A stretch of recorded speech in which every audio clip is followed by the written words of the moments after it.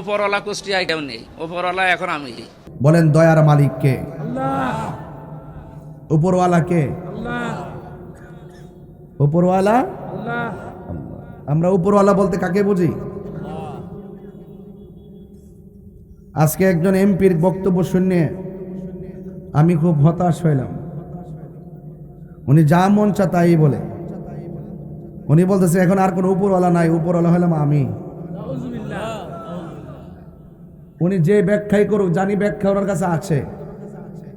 যেই শব্দগুলো সচরাচর প্রচলিত আল্লাহর ক্ষেত্রে, নবীর ক্ষেত্রে, যেই শব্দগুলো বললে মানুষের মধ্যে চোখের পলকে নেগেটিভ সেন্স তৈরি হতে পারে, এই শব্দগুলো বলা থেকে বিরত থাকতে হবে।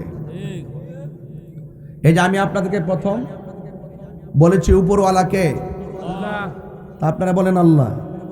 তাহলে বোঝা গেল উপরওয়ালা শব্দটা আমাদের কাছে প্রচলিত, বহুল প্রচারিত।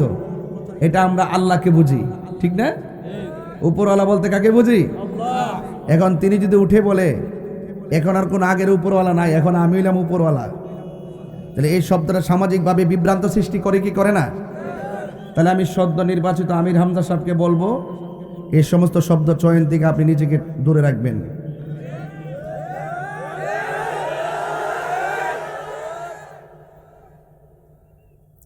কারণ যেহেতু বিগত দিনে অনেক শব্দ চয়ন আপনি সমালোচিত হয়েছেন, এখন যেহেতু সমাজের দায়িত্ব নিয়েছেন, তাহলে অবশ্যই শব্দ চয়নের ক্ষেত্রে সাবধানতা অবলম্বন করতে হবে। কথা বলেন ঠিক কিনা?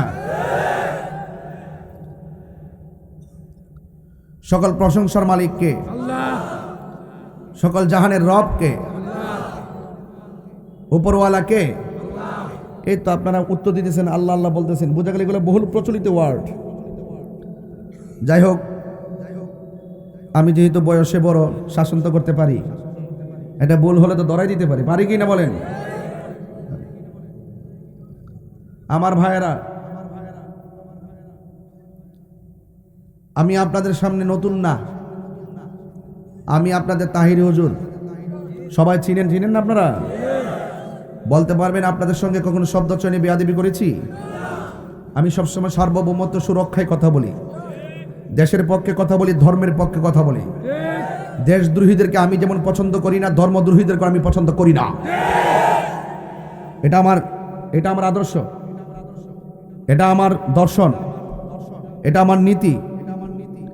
এই জন্য আমি যখন ওয়াজের মাঠে কথা বলি, আমার কথা হবে এক।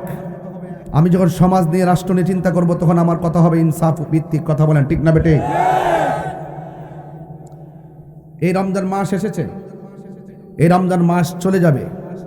আগামী রমজান আসতে আসতে অনেকে কবরে চলে যেতে পারি কি পারি না বলেন? এই জন্য আমাদের সকলকে শব্দ চয়নের ক্ষেত্রে খুব সাবধানতা অবলম্বন করতে হবে। আমি আরেকটি কথা বলতে চাই, আমরা এখন সতর্ক আছি, এখন আমরা সাবধানে আছি।